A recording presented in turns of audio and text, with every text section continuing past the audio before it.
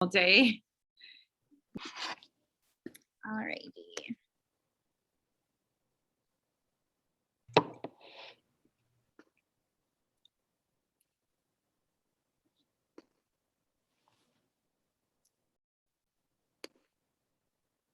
Wonderful. So everybody can see my screen? Yes. Fabulous. Yep. Wonderful. Okay, so we're going to go ahead and get started. Welcome to our team meeting number 3, our APTT meeting. So this is the last time we get together as a group for this school year. We would like to start just by saying thank you for being here.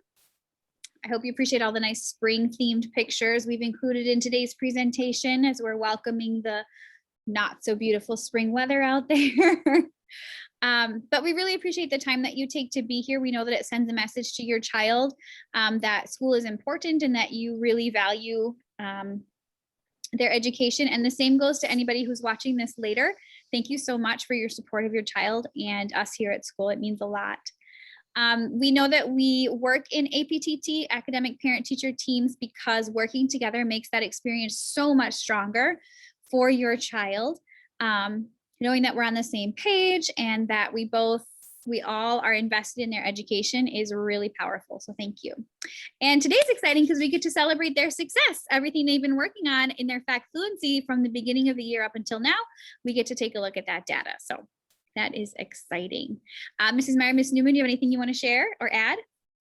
I'll just introduce myself in case people don't do. know. I am Heather Meyer. I'm the reading specialist for the 3rd through 5th grade at Riverside School. And I'm also taking over Mrs. Stevenson's reading, writing, and math for the 4th graders. Since we've come back, Mrs. Stevenson couldn't do 2 readings, 2 writings, 2 math, 2 number corners. And so I'm taking over that part of it. So if you hear the kids coming home and they're talking about Mrs. Meyer and you're like, who's their teacher? I did send home a introductory note, but it's been a blast. So fun. Just one of those side benefits of COVID that we've had for me personally. And I'm Mrs. Newman. I think I've met most of you, but I also have Mrs. Kim next to me. She's student teaching with us this year, this semester. So she's in Mrs. Petrie's room for math with me and Ms. Breister also. Speaking of, we should introduce, this is Miss Breister. She is student teaching in Mrs. Petrie's My Classroom this year. So you probably hear a lot about Miss Breister from your students at home. Okay. All right. So just to kind of get everybody a little active and included, we've been talking a little bit about inspiration. And we were wondering who inspires you? This could be a famous person, someone in your family. It could really be anyone. So if you could put into the chat someone throughout your life, any point in your life, who inspires you, and I can just kind of read those off as they come through. Oh, sorry.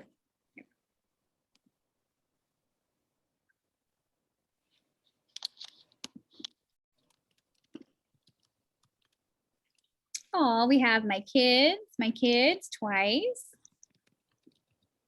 My grandmother, she raised 10 kids and worked. Yeah. My grandmother, family, my children and grandkids, my children and my dad.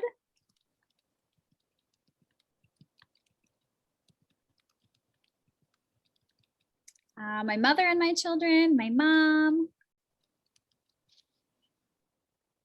My oldest daughter, she works hard to excel at everything she does. They remind me every day that life is amazing.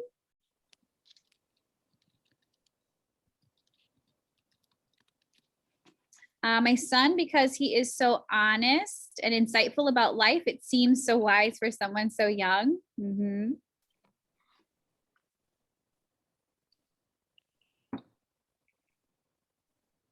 Aw, we got a Riverside teachers. Thank you. We're inspired by you every day. The work that you all put into getting your kids here and ready for the day is absolutely wonderful. Pinterest, I agree. 100%.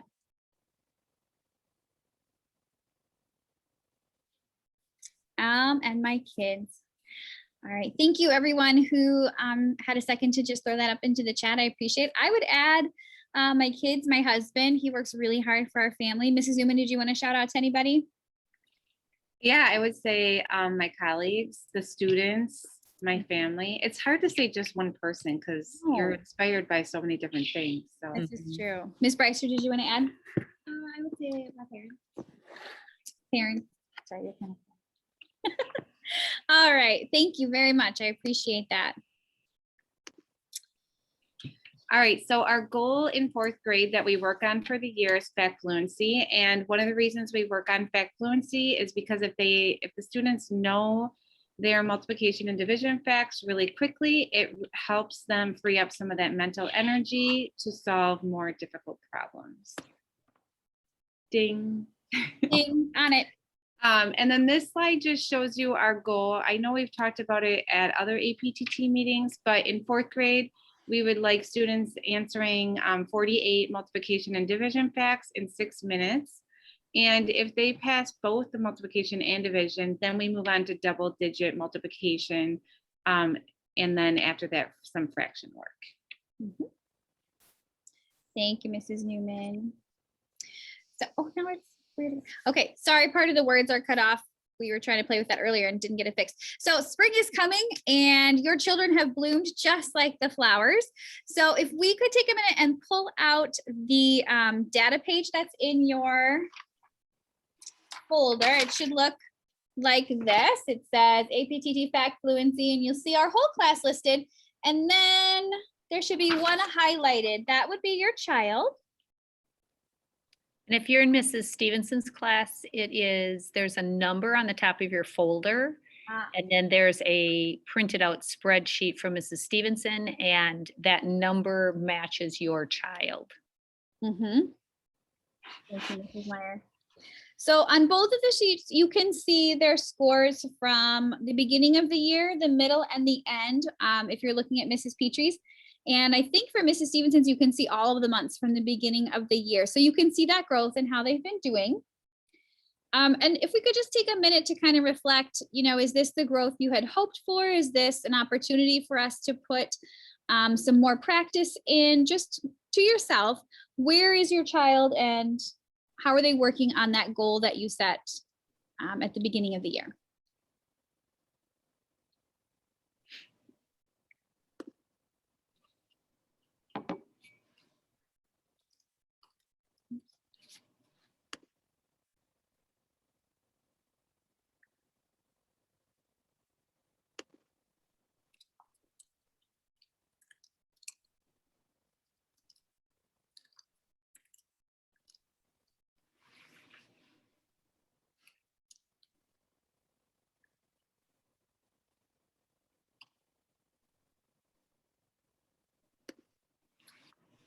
Okay, so I hope that was long enough. It always seems like longer when you're the one waiting.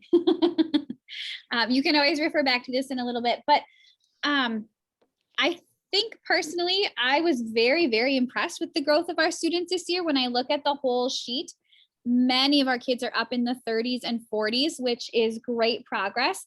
That end goal is 48. So we have about 8 weeks to try and get them up to that level, up to that 48 by the end of the school year.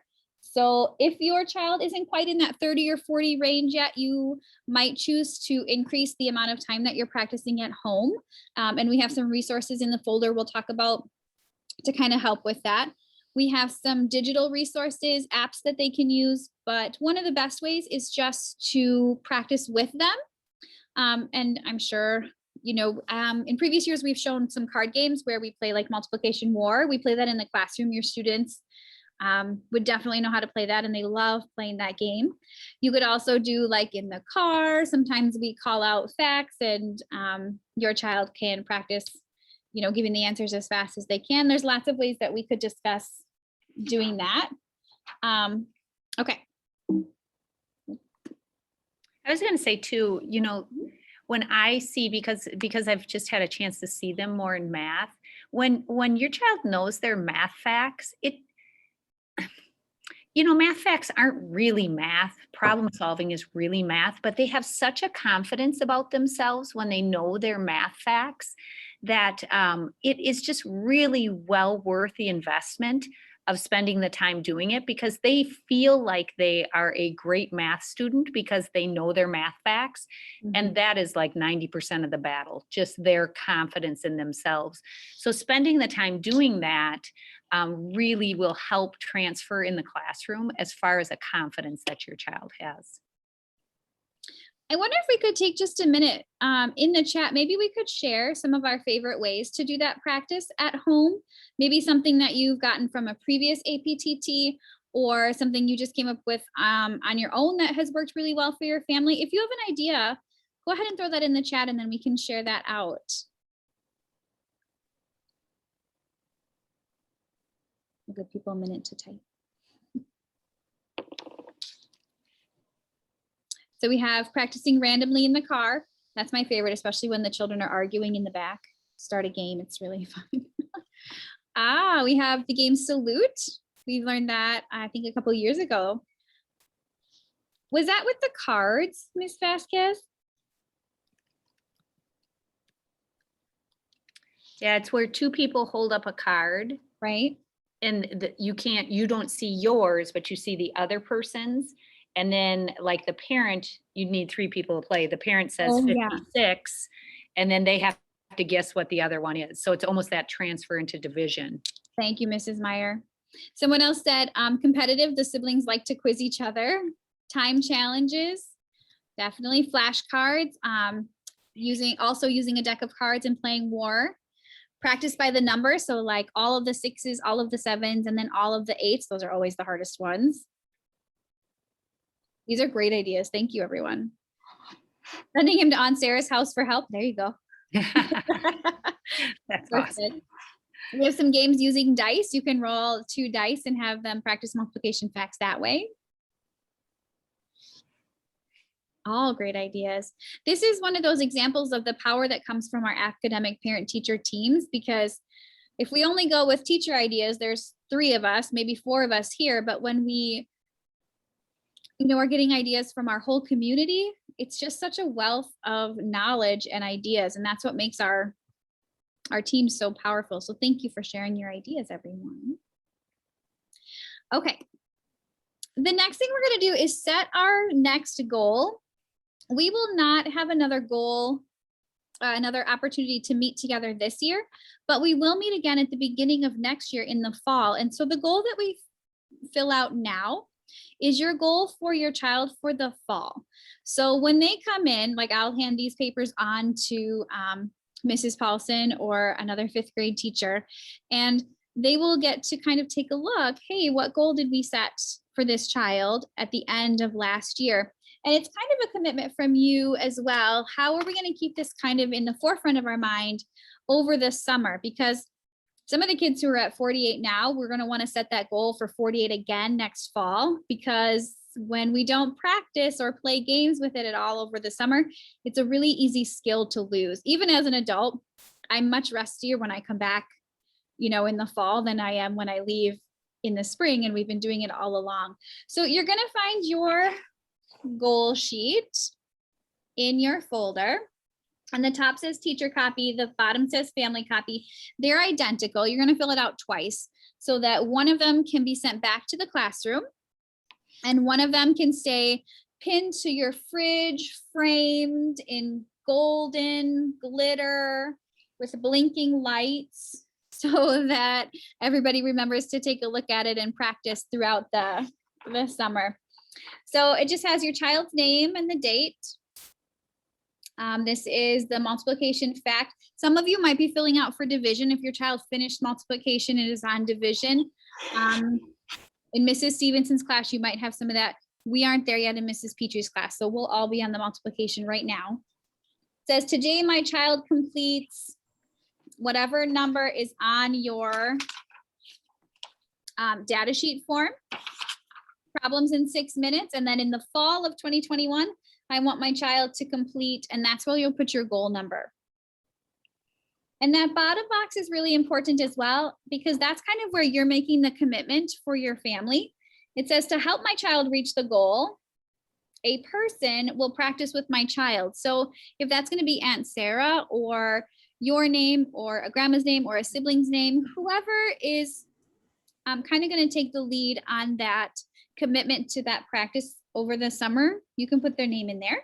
And then set a goal of how many days per week and how long each day can you make that commitment to help your child.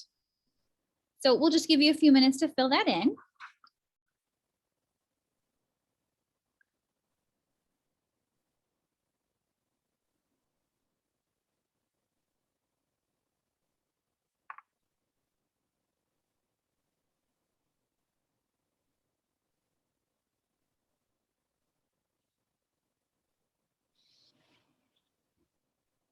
As you're filling it in, I was thinking, Mrs. Petrie, Mhm. before I came to Riverside, I was at Rosenau School for 27 years. Mm. And when my students went at Christmas time, out of a class of, I suppose it was about 27 kids, we had everybody but 2 kids could pass what we called the big kahuna. They had 100 problems they had to do in 6 minutes. And, like that was our Christmas goal. We just worked towards it. And then we came back from Christmas and only 8 kids could pass it. In 1 week's time, or 2 weeks, probably almost, time, they had lost it. So you have to know if your kids have passed this or are doing it, they're just getting there. I mean, it's so new for these kids that if it isn't practiced over the summer, they won't retain it because it's just such new information. Sometimes we think, oh, they mastered it, we don't really have to practice that, but it is. And then finding ways to practice it that are simple, like in the car. And if you worked on times 6 times 7 times 8, like it said in the chat, you'd get a good majority of them all set for when they came back in the fall. Yeah, those are always the hardest ones. Mhm. Yep. The 0s, 1s, 2s, 5s, and 10s, kids tend to learn really quickly and really easily and hold on to and not lose. It's those in between ones, I know. Thank you.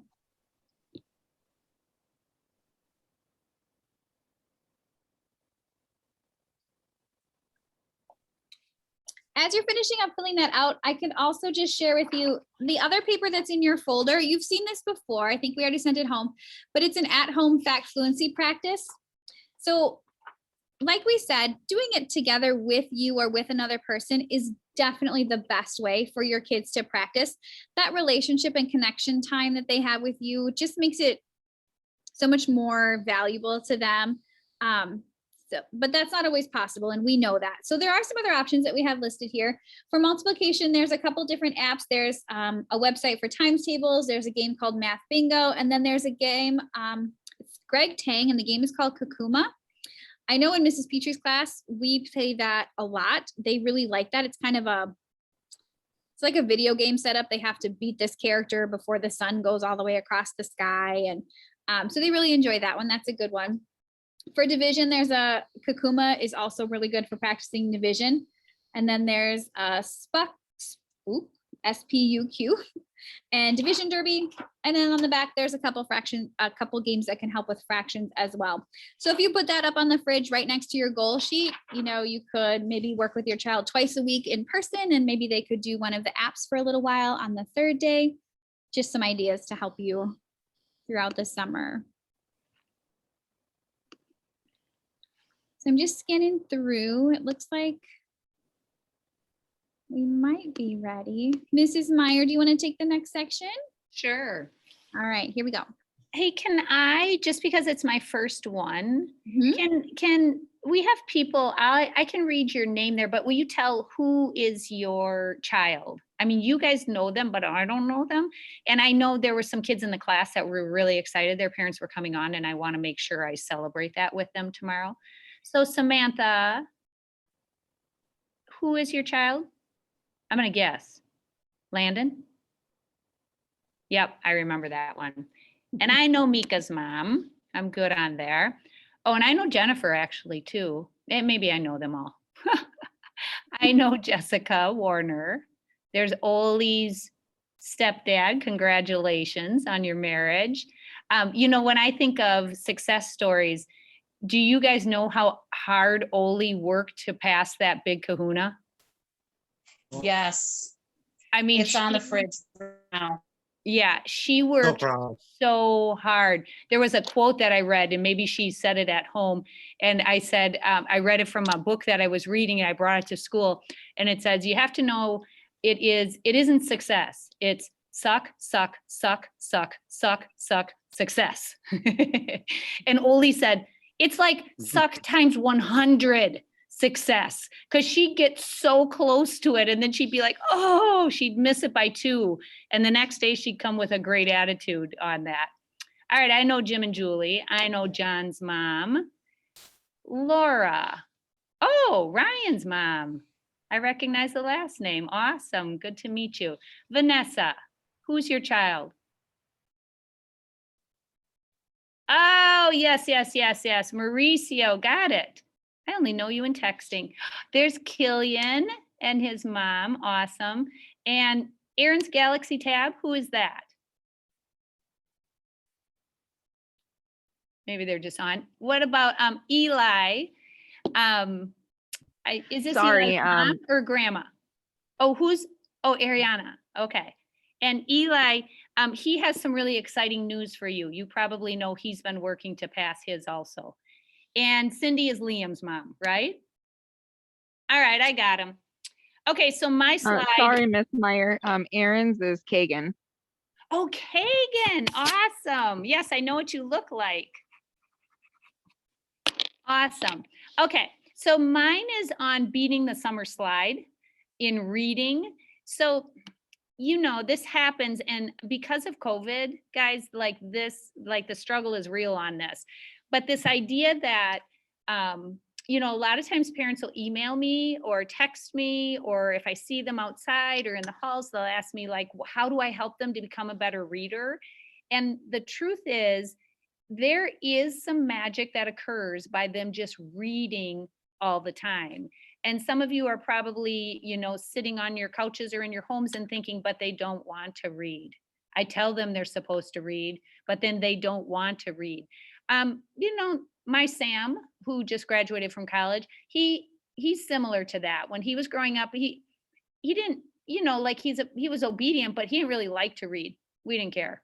You're going to read 20 minutes a day. Sometimes I'd sit down and read with him. Sometimes I wouldn't, but we just built it into our schedule so that he could just maintain that. And Sam was, learning was a struggle for him. So I would say in 3rd grade, I wouldn't have really called him a reader coming from an educator, but we worked really hard and he closed the gap. So if you are sitting there and you have a reader that you're like, I don't know that they're as strong of a reader as they should be, they will close the gap, but it won't happen by magic. So one of the ways to do that, beat that summer slide, is just that you're reading daily.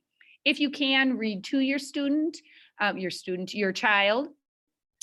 You can make dinner and have them read aloud. Those kids love reading aloud to people. Mrs. Petrie, I bet your children still like to read aloud to you. Yes, they do. I know, they don't tire of it. Mm-mm. And you really can be kind of multitasking and doing that reading at the same time. It's just them having an audience. And when the audience is their parent or a family member, they think it's the best. All right, next slide.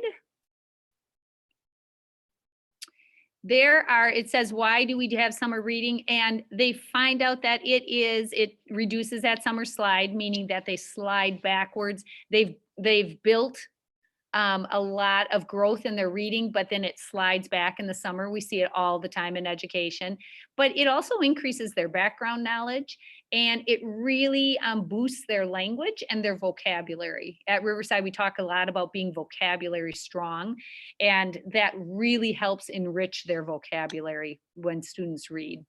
Mrs. Meyer, I was just going to Yeah. mention, because I don't think we have a slide in here for it this year, because we just got the message today. Summer school is one of the ways that you can help your child get that reading every day, at least as long as summer school is going on. For sure. We have some really fun, enriching classes. And I think the email just went out today. So if you check Okay. your email where you usually get school district emails, that's definitely a good option too. And even in those enrichment classes, they really build in that reading and math piece in there. There's chess in there. There's all kinds of cooking stuff in there. So yeah, definitely check that out. This is something that'll be coming home, and it's from the reading specialist in the district, and it just gives you, there'll be a school library time in there, just some strategies and tips, some suggested book lists that you can be reading that you can connect with online. I think the next slide shows the public library and signing up, and they have all kinds of cool stuff at the public library that if you join their, if you're able to get there, if you join that, you can go in, they have different prizes, really cool ones. I am not sure what that's going to look like this summer, but is the public library in Fond du Lac open yet? Yes. Is it? Yep. I think the one in Oshkosh just opened recently. Mhm. But it also tells you some things that you can do, like if it's raining, things that you can do just to create learning experiences, which the Riverside parents do a really great job of this, because the other part is that one of the things that's going to help your child's reading is just the conversations you have.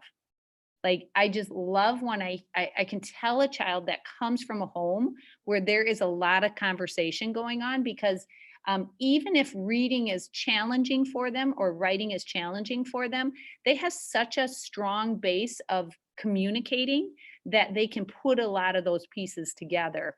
So sometimes you might be like, I don't know, we don't sit down and read with her every night or read with him every day, or it gets away from us and we don't do it.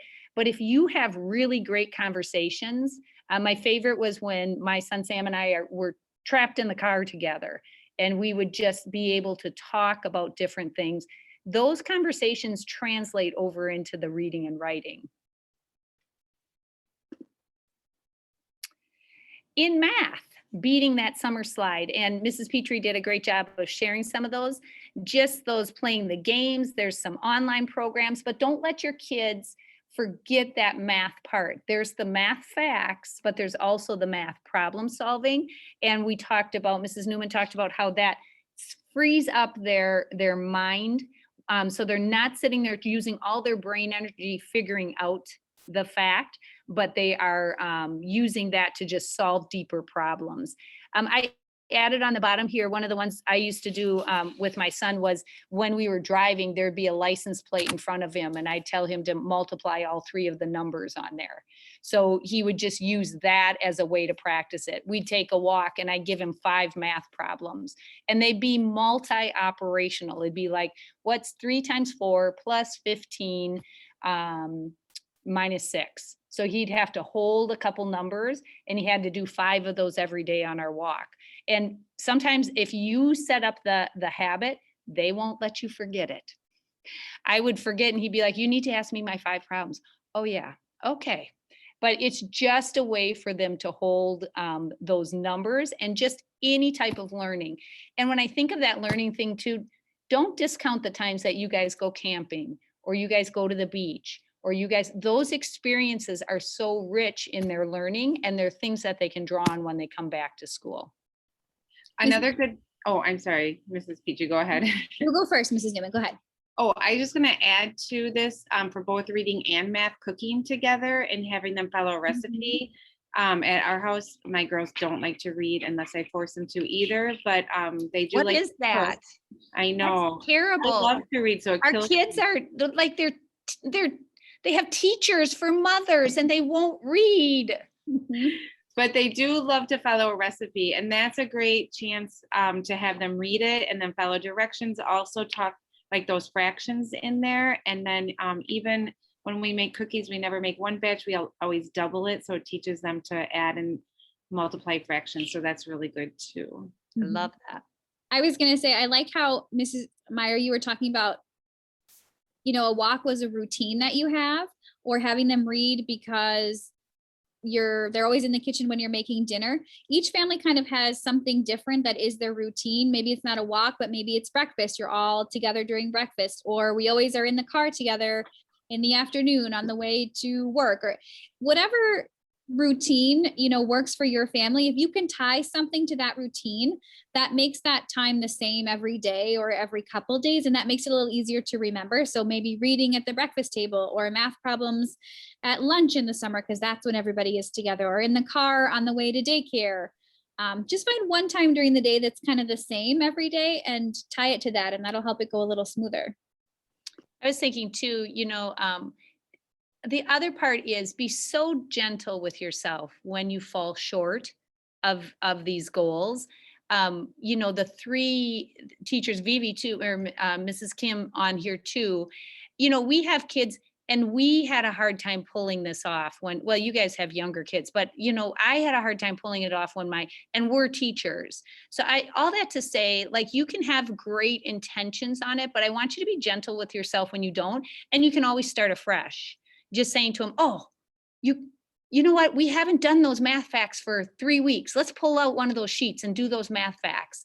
And the other part that you can do is just always tell your child how important education is. Why is it important to your family? What is it about education that you really value and your family values, so that your child, they listen to those stories and they know how important those stories are. The other part too, I was thinking about is just, I know there are a lot of Riverside families with a really strong hard work ethic, because your child brings that to school. At times when you would expect them to quit on things, they don't. But just verbalizing to your child, like, our family really values hard work. And there's a lot of times in my life I wanted to quit. And if you can share a story with them from that, but just telling them, like, it's really important to our family that when you go to school, you represent our family and show how hard our family works. And that translates over into their own. So sometimes we have like reading out of books, and we have math that we're practicing the facts, but then there's just like learning in life and the conversations that you bring to the table that means so much. I wasn't as clear on that as I meant to be. I started off with don't beat yourself up if it doesn't happen. It was great, Mrs. Meyer. So just be thinking about and maybe share in that chat if there's anything that what we talked about in how you can do it that you think is like doable, or also in the chat, because the whole point of us coming together like this is what part of it is challenging for you. Like, I bet we have some parents sitting there and thinking, Mrs. Petrie has 2 kids and Mrs. Newman has 4. And I bet each one of them are different. And I bet some of them are a little stubborn, when you're trying to get them to work. And I think that's a great one where you bring in, who said Aunt Sarah or Aunt somebody come in. Yeah. But in the chat, put in there just something that you feel like you can take forward from these ideas, or something that you find that you think is going to be challenging. So we'll do a quick chat on that. I don't know, Mrs. Meyer, I don't have any stubborn children at my house. If you were my children, you'd know how funny that was, because I have one extremely stubborn little girl. We use all sorts of creative ideas with her. But she makes good stories. She really does. So someone has shared, I love the idea of valuing hard work. I can tell a mini story as we're typing ideas in. Isaac, my son, is in middle school and doing state testing today. And our conversation was this morning, all right, remember you're doing your test day? He's like, I know, I hate it. I'm like, I know you do, buddy, I know. But can you work really hard anyway? Because it's important that you do your best work on this. And so he grumbled at me, yes, I'm gonna work really hard. Even though he didn't like it. So I'm hoping he's taking forward that idea that it's important for him to work hard today. Someone else shared motivation in math. The daughter is not a super big fan of math. Thank you for that. Stubbornness is definitely an issue, but since the glasses have been gotten, it's better. And the child has read 2 Harry Potter books in the last month. Those suckers are huge if you're not familiar. Mm-hmm. Adding 20 minutes to getting ready time so that they can read before bed. That's wonderful. Time, I know, always have a plan to practice with him, but it's hard to find the time. Definitely. It's hard to find individual time with all of my kids. So group activities and games that can challenge each of them are helpful, but they can be hard to find. They have This family has children in grades 2, 4, and 6. Yeah, it can be. Struggle's real over there. One of the games, Kakuma, has adding, subtracting, multiplication, and division. So it would be electronic, but it's something they could all do together. One child is very stubborn. We were just talking about how we need to talk to him about how important it is. Thank you. This child sits and holds his book, clearly not reading, or flips the page from page to page in record time, reads out loud and inputs his opinion on every single sentence. That can be frustrating, but I love the idea that you're having them read out loud. Yeah, That adds that little bit of accountability. You can't flip pages if you're reading out loud. Someone added, reading isn't just books. It can look like a lot of different things. The ability to actually sit and work can be a challenge. Hard work is a value, is the best for us. This parent works 3 jobs and showing her that hard work pays off. That's an incredibly important message. Thank you. Yeah. We try to use the love of math to incorporate, we try to use his love of math to incorporate his not so much love of reading. Oh, that's good. Working together. With work, it's hard to find time, but he does a lot with his sisters. That's a great way to work that around. Super stubborn. Yes, I'm aware with that challenge, aware of that challenge as well. Not with your child, with my child. We set out reading time every night before bed. It's been looked forward to by 3 kids for 11 years. That's really great. Well, that's awesome. Oh, somebody says he put subtitles on his movies. Mrs. Meyer, where'd that idea come from? That's awesome. Yep. That's a hack. If your child loves to watch YouTubes, if they like to watch Netflix or any of the things, always click that subtitle and they'll start reading it. When I put it on, when we watch British things at home, I put it on. Mr. Meyer's like, that thing's driving me crazy because you can't stop watching the titles as you're going there. So it's kind of like a tutor for your child all at the same time. They're reading without even realizing it. It's without wonderful. even realizing it. Yep. Mhm. And it's growing their vocabulary. It's an awesome hack. That is wonderful, especially if they're watching anything informational, or a lot of times characters talk in language or words that's above their normal reading level. So just seeing those words correlating with what they're hearing is wonderful. Yeah. All I was great. thinking too, back at the parent that was like their child doesn't like math. And you know, that can happen, or reading. Lie to them. We are giving you the permission to be like, I love numbers.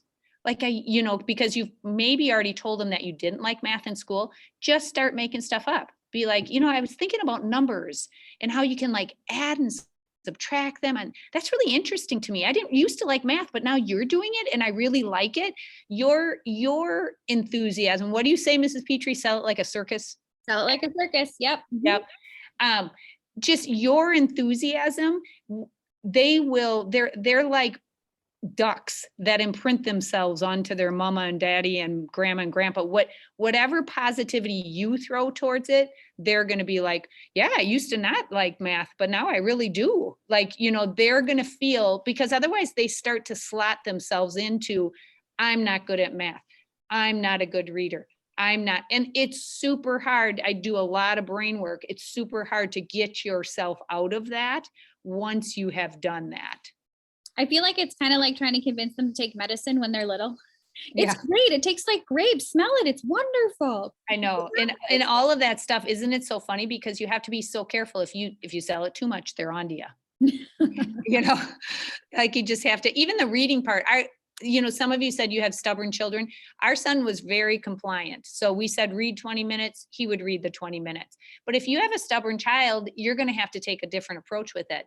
Mrs. Petrie, I bet you take one approach with Isaac and another approach with Lily, because they're completely different. Yep, absolutely.